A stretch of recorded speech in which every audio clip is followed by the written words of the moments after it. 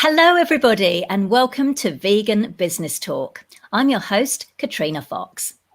My guest today is Vikas Garg, the founder and CEO of abillion, a sustainability platform for plant-based dishes and cruelty-free products. 4 years ago, Vikas left his high-flying career at one of the world's top hedge funds after he found a new mission to help and inspire 1 billion people to go vegan in the next 10 years. I'm smiling. You can tell that I love this mission. That's why I've got a big smile on my face every time I see this. Based in Singapore, Vikas is dedicated to grassroots education and conservation initiatives around the world. abillion currently has more than 300,000 active monthly users, and the app has been downloaded almost 1 million times. And through its giving program, the business has donated over $500,000 to impactful causes and is aiming to donate more than $1 million by the end of 2021. Welcome to the show, Vikas. Thank you, Katrina. It's a real pleasure to be here. I appreciate you having me on your show. Oh, absolutely. I've been following your journey with abillion from when you very first started it 4 years ago. And I'm just so excited to see the growth that you've had, because what a fantastic mission, 1 billion people vegan in the next 10 years. I love that it's bold. It's one of those, I think we call them big, hairy, audacious goals. And I love that you've got that. So let's kick off with, tell me about the why. So why did you start abillion? How did you come up with the idea for it and how it works? So just give us a little bit of a helicopter ride over the why and the how. Yeah, sure. So just a little bit about myself. I grew up born and raised actually vegetarian. And for me, I actually started my life in India and then moved to the States, to New York City when I was about 4 years old. So growing up in New York City, I think if you look at like sort of my vegetarian food pyramid, basically I grew up, with that food pyramid being a slice of pizza. And that was okay, I mean, that's a good food group. It was the 1980s, and dairy was everywhere. And I think that was probably one of the big things moving from India to the US, is we didn't realize just how much dairy became a big part of our lives and didn't really think about it, right? It's just really easily accessible. So grew up vegetarian. Actually, I think to this date, I've never knowingly eaten meat, which is awesome. But back in 2008, I finally made the decision that I wanted to, actually make this leap and become vegan. I had been part of the animal rights movement and I'd been an activist throughout my career. And my passion for animals was always like a really big part of my life. But I finally decided to take this leap, go vegan.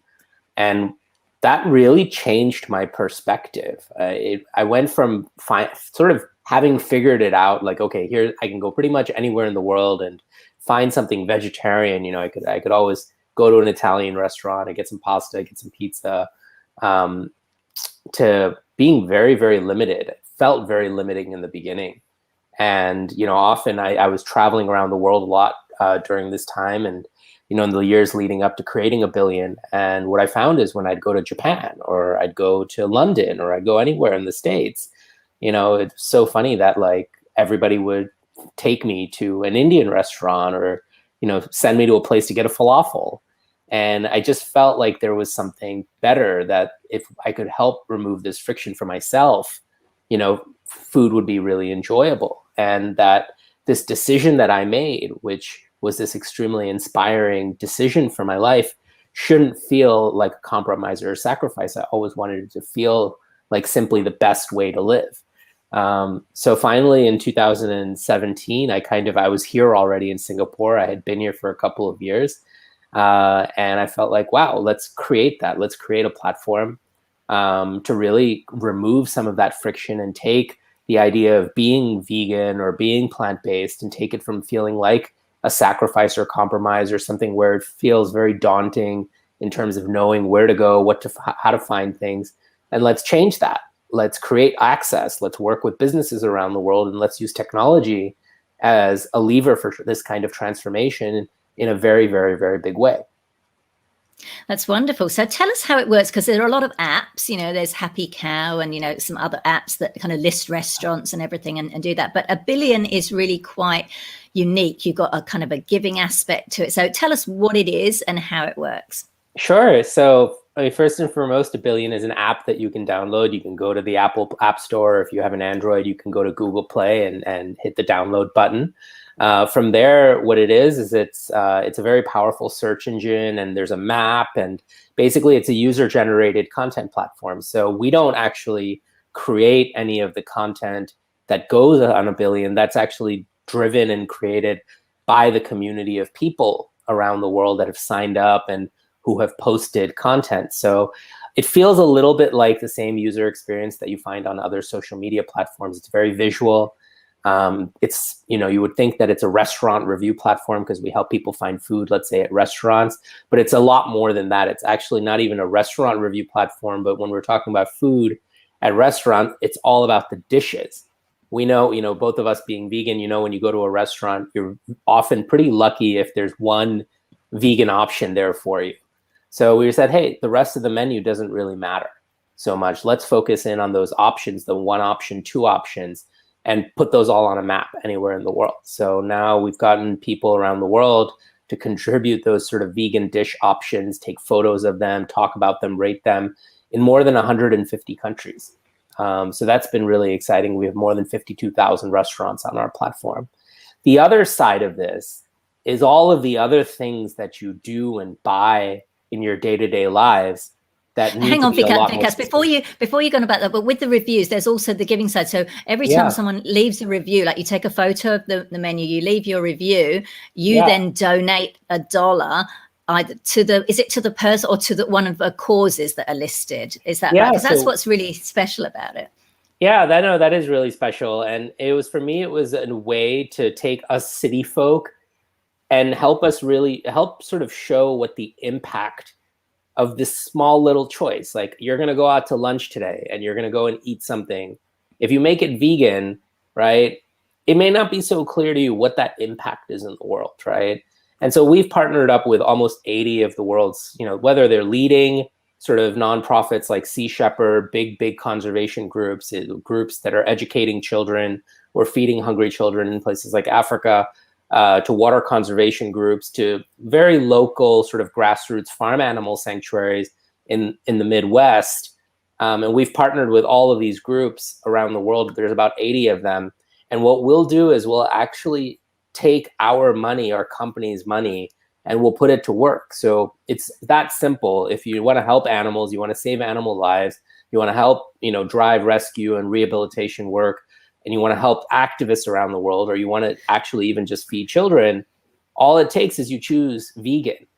So we felt like, for me, I felt like, how do I create this connection between this small act of choosing vegan and the impact that it has? And so people love that, and I think that's been a huge inspiration for a lot of the not only the vegans on our platform, but 65% of our audience, 65% of our users are actually not vegan. They're people who are just there because there's been a thought triggered, there's been some awareness triggered, and now they're trying to figure out, okay, what's next? So they're the meat eaters who are looking to, in a way, eat more vegan food. And so this actually helps them quite a lot in terms of bridging that gap and helping them understand what the real impact of that choice is in society and for the world. Fantastic. Wow. I love that. So you've also got, I believe, a Save the Restaurants initiative. So just very briefly, as I understand it, it's something that you implemented to help particularly restaurants in the US through 2020 with the whole COVID situation. Do you want to just very briefly tell us about that? Because then we're going to do a deep dive into the business side of abillion. Yeah, sure. And just, before I get to that, it's also just, we were talking about like all the products in your lifestyle. So it's not just food at restaurants, but it's all the food, all of the new novel foods that are coming out. Packaged foods around the world will help you, will show you where you can buy those things, information that people are creating on those. And then it's across beauty, it's across fashion. So it's really about everything that you can spend money on as a consumer, how to choose more ethically, choose more sustainably, and choose better for people and animals and the planet. So on the Save Vegan Restaurants campaign, this is a really great campaign that we actually launched earlier this year, back in April. We found what was really interesting is in the US last year, we found that a lot of the restaurants that people were, earlier on in the year in 2019 and 2020 posting about, we just saw a huge dip in those restaurants actually getting more reviews. And so we started reaching out to a lot of these businesses through surveys, just saying, hey, what's going on? And they said, hey, like actually our businesses have been impacted. We're in Los Angeles and our restaurants been closed for months, or we've seen a huge collapse in our business. So of course, like vegan restaurants are kind of front and center in this. I would say sort of this fight to make the world a lot more sustainable. There are places that we all love and we've come to sort of gravitate around, and for many people, they're they're driven. They're run by very, very inspiring people in the community. So it's very important for us from a giving perspective that not only do we bring in sort of the animal sanctuaries, but how do we sort of tell the stories of the people that are impacted, right, by COVID and by what happened in the world last year and continues to happen this year. So we took some of the capital that we would otherwise just donate and to save animals and say, hey, let's actually create a fund. Let's create $1 million fund to help save vegan restaurants around we started with restaurants around the US. So if you're a vegan restaurant, you can sign up to our platform. It's completely free. And all you need to do is get your customers to sort of rate those options, right? And every single time they rate an option at your restaurant or any other restaurant, they can actually allocate their donation proceeds to help your business. Love it. Wonderful. I love it. You're coming up with such unique initiatives. I really love this. It's absolutely brilliant. Now, it's obviously a very big risk to leave. I mean, you've got a strong background in finance. You were working, as we said, at one of the world's top hedge funds before that. I think you were at Credit Suisse, vice president. You know what I mean? You've got a very strong, solid corporate background, presumably very well paid and so on. And you've left to start a tech platform, a vegan kind of tech platform. Startup, yep. Yeah. So what were some of the challenges? Talk us through some of the challenges and struggles that you've had with this. Because I know, certainly with, well, we'll talk about the finance, but I know tech can be very money hungry, tech platforms, apps can be very, money sucking things. So tell us a bit about some of the challenges and how you've overcome them over the years. Yeah, so the first challenge is I in a way, I grew up in an environment like in terms of my career, my professional career was always working at really big companies or very successful companies where you constantly had this, open door in terms of amazing people coming in, wanting to work there, candidates from the top universities or from your competitors. And, people were attracted to the brand name on the wall, right? And they wanted that on their resume. And, you always had this kind of constant inflow of talent. You didn't have to look too far for talent. When you start a company, and especially for me, I had moved to Singapore it's been almost 7 years since I moved to Singapore. And when I moved here, I basically didn't know anybody. And what I was doing, I moved here from California. I was in Northern California and moved here to join sort of, one of the largest hedge funds in the region. So that was another very well run and well-known organization. If you're in that business, if you're in finance and in trading, that was one of the sort of marquee businesses you wanted to work for in the region. So sort of the same thing. But then when I decided I wanted to move into tech and build this company, not only was I moving into a new industry, but a new industry in a city and a country that I barely still knew, where I didn't know anybody in tech and I had no reputation in tech, right? So that was, in a way, that was a unique challenge that I can tell you, like, I didn't plan for that. I didn't think that part really through. And so the thing that I actually did was I realized early on that it would be very challenging for me and very costly, and probably I'd make a lot of mistakes if I just went and I tried to hire some senior seasoned CTO or somebody. I wouldn't even know the first thing about asking them the right questions to get them, to understand whether this person is going to be good at their job or not, right? And let alone even trying to have that conversation with them or convincing them. So I enrolled myself in a coding boot camp.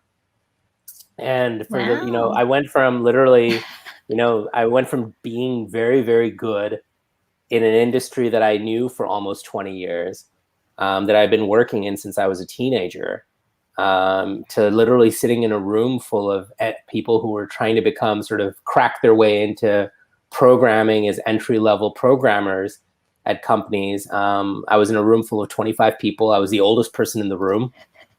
Yeah, I was the only person in the room that had some gray hair, and I was the worst. And being the oldest person in the room, and in a way, probably the person, the person in the room that probably, I was the only person in the room that actually had a career.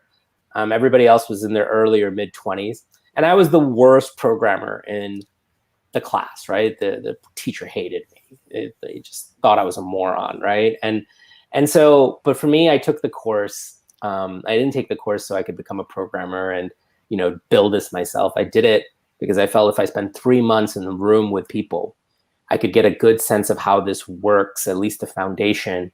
I could have a better sense of the questions I need to ask.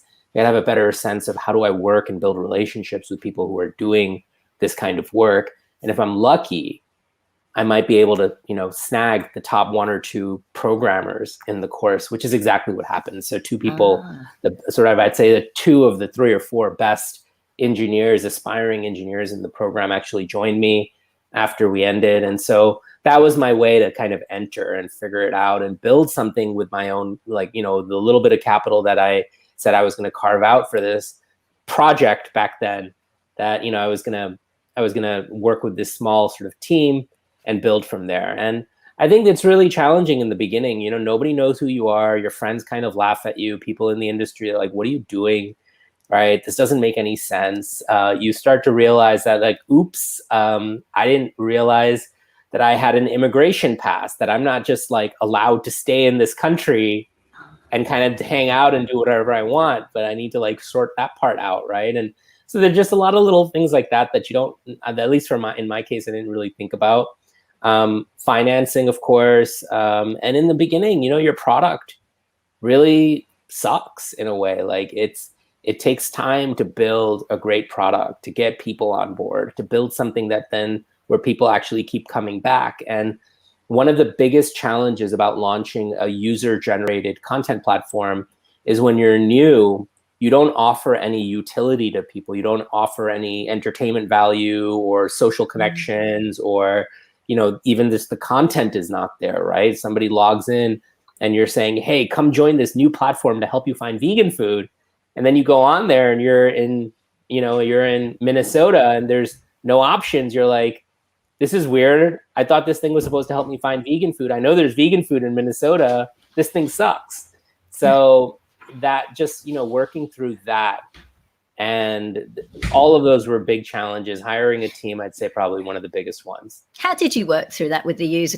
Did you kind of literally have to kind of just reach out to people in as many places as possible saying, can you please post something just to kind of get it going? Or did it just kind of go organically as the name and the brand started to get out there? It has been organic, and I can tell you spending money on advertising is actually what I've learned is that's actually worse. That's probably close to amongst the worst things that you can do really early in the beginning because your product isn't there. So when you advertise and you say, this is the best app for aspiring vegans, or come use this to help you find things in the world. And people actually are like, oh, cool, I want that. That's interesting. That'll be helpful for me. And then they download it and it's useless. That doesn't really leave a great experience, right? That turns people off for a long time. And that just takes that takes a moment to sort of figure out, and hopefully you figure that out quickly. So for us, what was really important was how do we build a really passionate community of early adopters, of people who actually show up and understand where we are in our journey and come and help us build it. Right. And in order to make that a success, you need to start off with 10 people. And I think the thing that I love about abillion is, this is the sticker that's on the back of my phone. It's 10 to the 9th, and that's a billion. 10 to the 9th is a billion, but it's all about that 10, right? Is it starts somewhere really small, and then that community can scale to something bigger and bigger that starts to really create impact. So it was really that small in the beginning. And it was just a handful of people sitting in Canada and the US. And then that grew and grew and grew and grew. And, and ultimately it's about, okay, well, these people are coming back. What can you offer them? What can you build? And that was a big big component of sort of our giving program, which was, hey, instead of this money that we would maybe spend on marketing, right? How do we actually create impact with it? And if we can do that, maybe there's a chance people will sign up and get really excited about that and help us actually build this in a constructive way. So, I'm really pleased to say that, hey, we've as an organization, we've raised more than $7 million since we started the company, and we've spent less than 5% of that on marketing.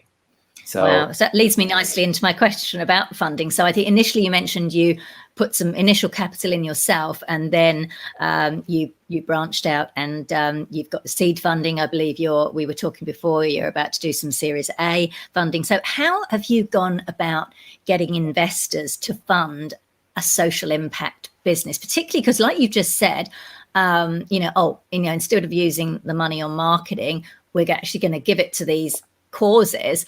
And even for investors, like even impact investors, I mean, I know I'm connected with a lot of vegan investors, impact investors. They still, majority of them still want some kind of ROI on their investment. So I'm curious, how have you managed to get the 7 million to date? Talk us a little bit through that. Sure. So in the beginning, it was for the first year, I really wanted to just head down, focus on trying to build something and getting a product out there where I felt confident enough in the idea and the very early on product market fit that I felt like, okay, this was actually solving a need for some people, before we went out and raised any capital. So the first year we didn't raise any money. We didn't even try, just kept our heads down and spent as little capital as possible and just worked, right? And so then in sort of the second year, towards the end of 2018, we went out and raised an angel round. 2019, we raised a seed round, and we've been raising capital since. We're now doing our Series A. And it's just been, for me, I'd say the biggest thing with investors is, I was just having this conversation with somebody last night, right? Is philosophically, how do we think about philanthropy and charity versus generating an ROI? And for me, I very much believe we're going to build one of the most valuable companies in our space, but we're going to do it in a way that really benefits the planet, right? And I think that it's something that with technology and with platforms where you're amassing people, you can, if you want to, have meaningful societal impact. I think this is where the Facebooks and the Twitters of the world have kind of stopped. They've drawn the line and said, hey, we're just a connector of people. Mm. But one of the reasons we started this business in 2017 was in the aftermath or the wake of the US presidential election in 2016, where we saw there was so much misinformation being spread online through a lot of the social platforms. And I really felt like, wow, like these platforms that were such amazing connectors of people kind of drew the line at being socially responsible. And so that's where I really wanted to step in and fill that gap in creating a new kind of social network, a new kind of social media platform, one that in a way I'd say that, hey, we can build a very valuable business doing a lot of the things that these kinds of platforms do. So whether that's advertising or marketplace, right? That there was this whole new economy buzzing that was going to create opportunities for us to do things like that. But what if we built a social network for the planet, right? And that was kind of the idea is, what if we did take a crack at it from a social value perspective? And what if we were very bold and very direct about our mission and what this platform means and the success of this platform means? And then alongside that, can we build a really powerful business? So for me, and I guess I've gotten to be old enough now. I turned 40 this year. So I've gotten old enough. Well, yeah.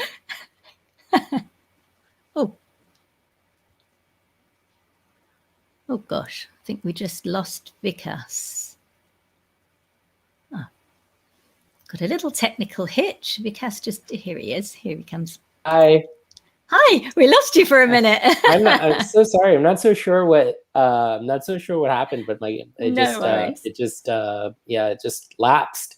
Yeah. So yeah, as I was saying, I've gotten old enough to think about sort of what I want, the next 20, 30 years of my life to look like. So for me, what I want that to look like is really this company.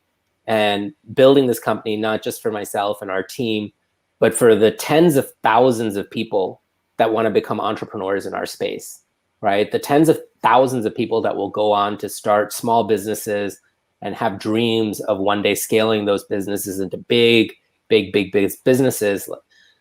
How do we help them? It's so challenging to compete in this market. You know, if you're a new brand or new entry into the market, to actually build a social media profile in order to actually drive sales to your business, to list on a marketplace, on one of the large incumbent marketplace platforms, and actually have any chance of success, because the big companies of the world are spending so much money advertising on those marketplaces, whether it's Amazon and advertising on Amazon to win business, or it's Instagram and advertising on Instagram, that the barriers to entry are so high. So we felt like, hey, if we can bring a group of people together around the world who love love this lifestyle, either love this lifestyle and are already deeply entrenched in it, or it's this next generation and wave of people who are curious, right, about being more vegan or being more plant-based, or just, hey, simply reducing our meat consumption, and we provide a really great experience to them, those people then can provide the support for this huge generation of businesses. And so we can create that marketplace. We can create a marketplace for small businesses and for startups around the world. We can help in a way grow this market by providing access to people who have ideas, people who are creating products, having a marketplace for that, eventually having a platform where those businesses are advertising on our platform. And so this is sort of how we've kind of designed the platform to grow and scale over the next few years. I love that. And it's interesting because you've created, like you said, a business. This is not a not-for-profit. You've gone the business route. I'm just curious. So you've got the investors involved, and I noticed some of the obviously, mission-driven investors that have, seen your vision. But how does it actually make money? Like, because you're giving a lot of money away to all these causes. How will you make it like sustainable, financially sustainable, in terms of obviously paying you, your team, the costs involved in running the platform? Because obviously investors haven't necessarily, even they might be funneling money in, it still needs to kind of, as a business, I guess, make a profit of some kind. So Absolutely. how does it, or will it be financially sustainable? Yeah, absolutely. So absolutely. And, so it's a sequence, it's sort of a sequence of this fancy word that we have for how do you make money, which is monetization, right? Yeah. And how do you just generate revenue? And then hopefully one day the revenue that's coming in and the cost of your business that's going out, those things start to then align, and your revenue, grows past that. And, you actually have net income and profit, right? So for us, it's very important to build a scalable business, and a sustainable business isn't just about sustainability, but it's about the financial sustainability of that business, right? Any great business idea, it's only going to make sense for the world and create impact if it's actually profitable. So for us, that's obviously a massive part of this, and I think that's where a lot of my background comes in. I've been investing in companies for 20 years, building companies for investment banks and for hedge funds and pension funds, and raising capital for 20 years. So for me, it's a sequence of events, right? And it starts with what we're doing today, what we're actually launching in just a couple of weeks. We have today, if you look at the number of businesses globally that are already on our platform, we have 52,000 restaurants globally on our platform. We have close to 50,000 consumer products companies. So if I asked you, like, hey, give me the names of, a couple of plant-based meat products that you love, or plant-based meat brands that you're in a family like, you might be able to name a few, right? I mean, given in your seat, Katrina, you can probably name, I don't know, maybe two or three dozen, right, companies. Yeah. You know the space better than anyone. But what's really interesting, if you look at just the category of plant-based meat, today there's more than 1,000 brands globally. There's more than 12,000 plant-based meat products just on abillion that have been reviewed from people around the world. So, when you look at companies, when you look at a product like the Impossible Burger, that's one of 12,000 plant-based meat products globally that's succeeding. And what we know about this market is, while, of course, the brands in the US that are coming out of the US get the lion's share of sort of the publicity and sort of, the sort of our mind share, there's amazing brands that are coming up all around the world. Jeff Bezos invested in a plant-based milk company in Chile a few years ago called Notco, which is, now kind of blowing up around the world. So amazing things are happening in this space. And for us, again, it's a way for how do we take these 100,000 businesses that are on our platform and provide valuable tools for them to be able to engage the users that we have on our platform. So whether it's a consumer products company that's selling direct to consumer, they can put in their product purchase links. They can keep 100% of their sale, but they can put in their product purchase links. They can really enhance their brand page and product pages on our platform. But how do you make the money though? That comes at a cost, of course, okay, right? So they pay. Of course, we build these sort of value-added services in terms of letting a business, let's say, take control of their listing, add a product purchase link, even advertise into the platform so people see their content. But that, of course, just like any other platform, then comes at a cost. We also actually support small businesses. So for a single product brand, they can do pretty much everything, all of those things that I just mentioned, they can do for free. But when you get to being sort of a bigger brand where you have 2 products, 3 products, right, that's where we start to charge money for that. Then you layer on sort of the kind of marketplace that we're building and planning on launching next year, which is peer-to-peer and direct-to-consumer. So if you look back at 15 years ago when Etsy was first created, Etsy was created as a marketplace for all things handcrafted, right? We think that the world needs a marketplace for all things sustainable and vegan. And so we're working on building that. That's going to look like something that's not only direct to consumer where brands can sell to people, but also where people can exchange or sell amongst each other. So very peer-to-peer as well. And that's going to be launching in the first half of next year.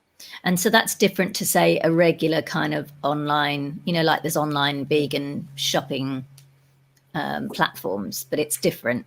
Yeah, you're probably not going to see grocery store products, and where, you're not going to see a platform like Amazon Fresh or, even Amazon where you're going to be necessarily buying, soaps from Unilever and things like that. It's really going to be about how do we help this next generation of entrepreneurs or smallpreneurs or even just home businesses succeed. There's hundreds of thousands of them around the world, right? And we see this when we go to festivals. We go to vegan festivals and we see all of these sellers, right?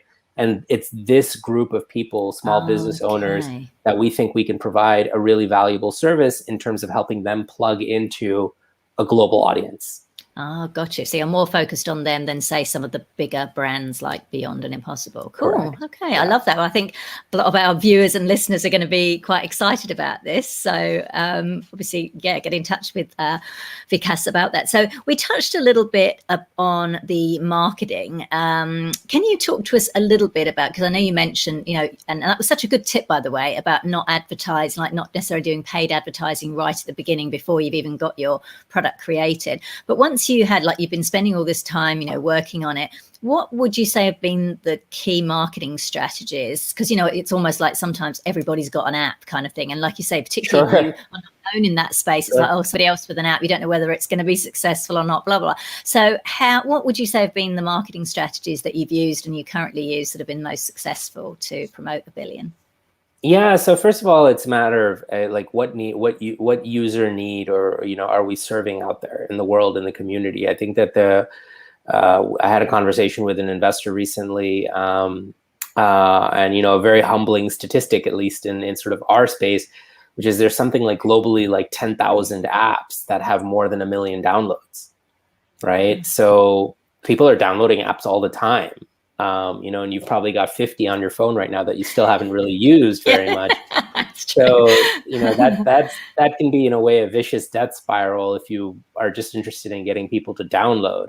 So just being smart about things, right? Which is, hey, in the beginning, we're a user-generated content platform. So even before getting people on board who are going to be passive members or, people who are engaged with that content, it's important to get that content. So our strategy in the beginning really was, how do we bring people on board who are actually going to devote their times to helping us build that? And so for that, to try to find those people through marketing initiatives or digital advertising or, you know, things like that, EDMs and whatnot, didn't really feel very effective. What ended up being very, very effective was actually connecting with the communities of people that were truly passionate. And so that's where a lot of our work with the nonprofits comes in, right? We actually, instead of reaching out to or spending money on advertising, we started reaching out to founders of sanctuaries, of farm animal sanctuaries, and saying, hey, look, guys, we're building this. This is something that, you know, is going to be very effective in solving our shared mission, right? Can you help us? And so, of course, you know, look, I mean, the reality even with that is that you probably get turned down 9 out of 10 times, especially in the beginning, where people are like, you know, yeah, and thanks, it sounds like a great idea, but I don't really understand and I don't have time for this, right? But occasionally you find somebody, and in our case, it was this amazing woman who runs a farm sanctuary in Hawaii. Her name is Laura Lee Blanchard, and the name of her sanctuary is Lilani. So she took a chance on us a couple of years ago and said, hey, yeah, I like this. I'll send this out to my people and my volunteers. And, you know, so we got our first few posts from Hawaii. And so we really, in the beginning, it was just, and this is before we even had any money to donate or anything like that. And it was just that, it was reaching out to other grassroots organizations and asking for help, trying to have those conversations, trying to just in a way sort of create bonds between, you know, people, like-minded people around the planet, and leveraging the communities that they had already sort of built. And what about now? Is it like, do you use do you pay influencers? Like, do you use influencer marketing or social? Like, what are you currently using now to continue? Great question, Katrina. So we have an ambassador program, like a lot of other companies, and we work with people who are really, you know, sort of in a way aligned or wedded to the cause. They can apply to be part of our ambassador program, and then we vet them and make sure from a values perspective that there's complete alignment. And then what we have actually set up is a way to compensate them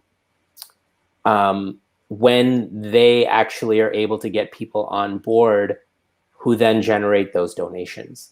So for us, again, it all comes like an back affiliate down to program. but it all comes back down to the impact. So we're not, you know, for us, we've gotten pretty good at now the messaging and the marketing in a way of our platform, where we know that, you know, for the next 25,000 people or 50,000 people or 100,000 people, we can get them on board, right? If we build a really good sort of quality user experience, that flywheel and that onboarding and activation and sort of that aha moment that we sort of in sort of app tech jargon, right? We've gotten better and better at, you know, that first initial user experience making sense for people.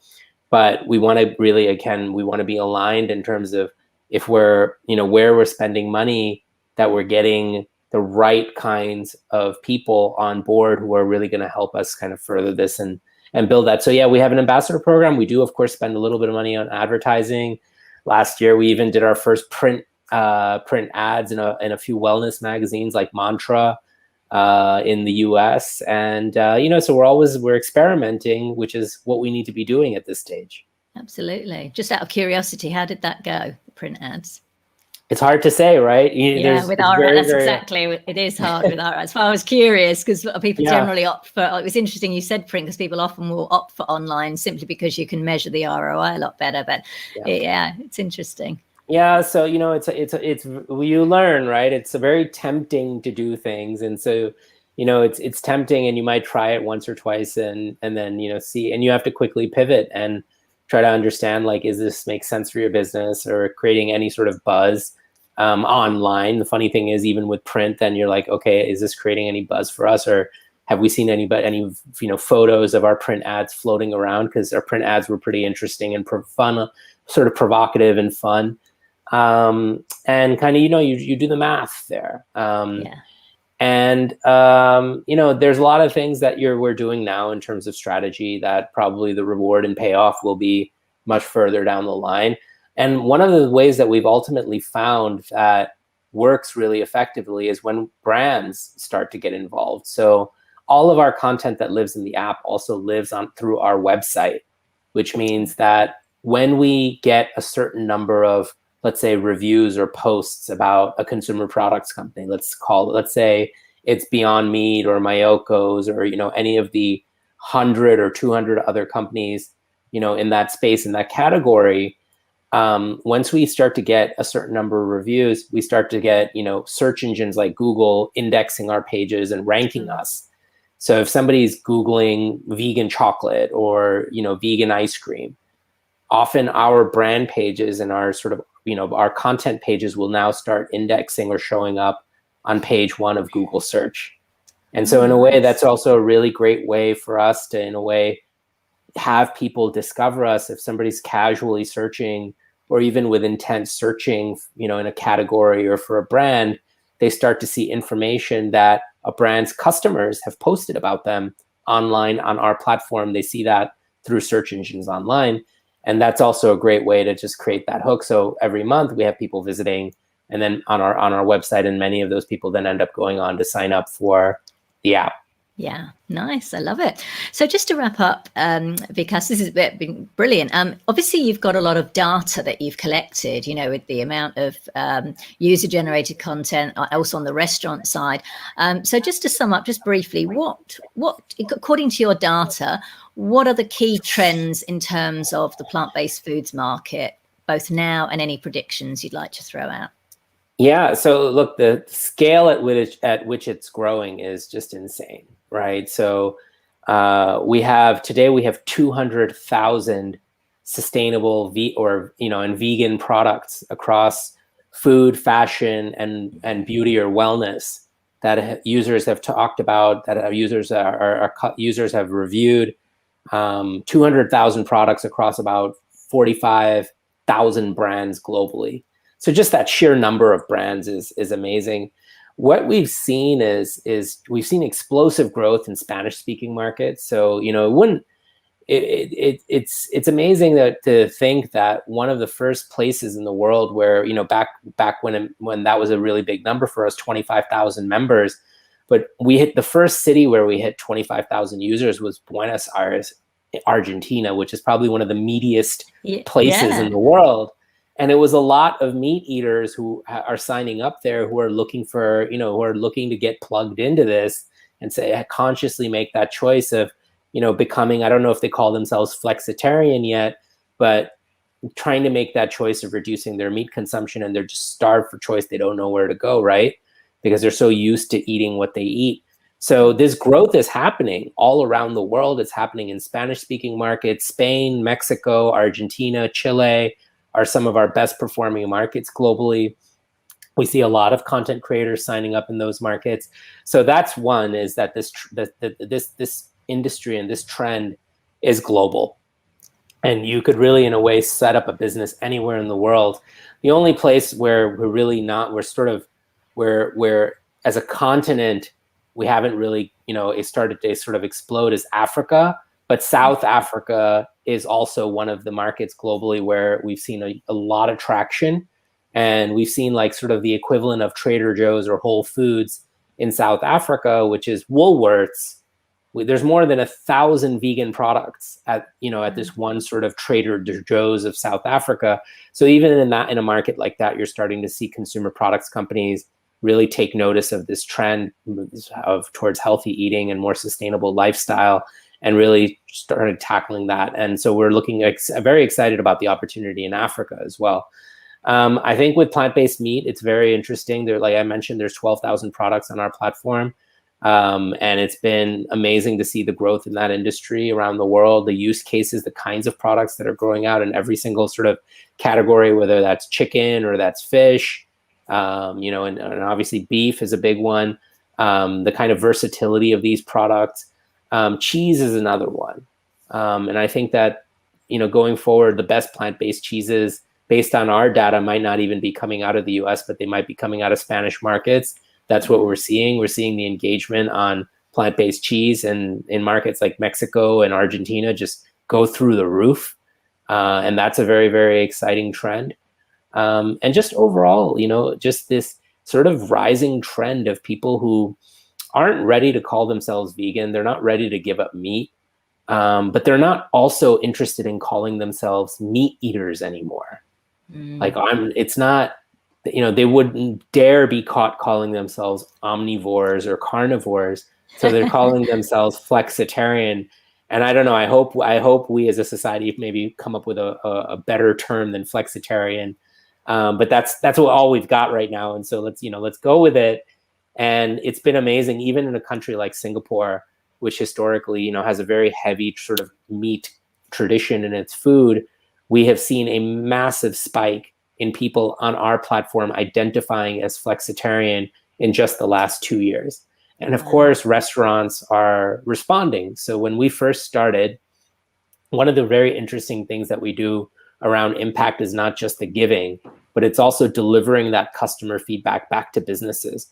So we programmatically, last year, we would have sent 5 million emails back to restaurants and consumer products companies around the world.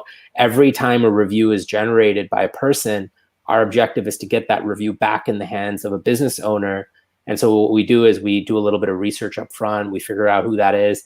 We plug that into our database, and we've built the technology and the templates to then send that information back through email. So, every month we're sending hundreds of thousands of emails to businesses around the world. And what we found in a market like Singapore from doing that, when we first got started at the end of 2017, there were about 1,000 vegan dishes on this entire island, which is about the same size as sort of the New York City, the 5 boroughs of New York City. And what we saw was we've gone from 1,000 vegan dishes at, a couple of hundred restaurants to now, thanks to a lot of the work that we have done, getting businesses on board with this, there's nearly 20,000 vegan dishes that have been created in Singapore on abillion by over 4,000 restaurants in Singapore. So that variety has just grown. Restaurant owners are much, much more interested in catering to audiences, whether they're vegans or flexitarians. And we've just seen so many different businesses, restaurant businesses, F&B businesses really begin to embrace this and compete. We do in Singapore, we do a top 50 vegan dish award. And this year, 45 out of the 50 restaurants were not vegan restaurants. Wow. That one award. Amazing. So amazing. Wow. Yeah. Fantastic. Oh my gosh, you're doing such incredible work. I love that it's just so unique. So for people who are watching and listening, the majority of people watching are either vegan or plant-based business owners or, investors. So if you do run a business, and particularly, a smaller business, get the abillion app, visit the abillion.com website, get signed up. Because what I love is, because if you're the owner of a vegan business, you can join the platform, I guess, as a user, and review other places, and you've got the brand perspective. So I do highly encourage people to check that out. If you're watching the video, you can see the website abillion.com across the bottom of your screen. And if you're listening to the audio version of this episode, you'll find the link on the show notes page. Vikas, you're amazing. I love what you've created. I love the name. I love the mission. And I love how unique it is. So I look forward to hearing more. But thank you so much for joining me today and sharing some really, really valuable insights. Really appreciate it. It's been such a pleasure, Katrina. And thank you very much for having me on the show and doing this in your morning. Thank you. Thank you for doing it at 6 o'clock in the morning, your time. We'll give you a round of applause for that. Thank you, Vikas. And thank you, everyone, for joining in. Bye for now. Thank you.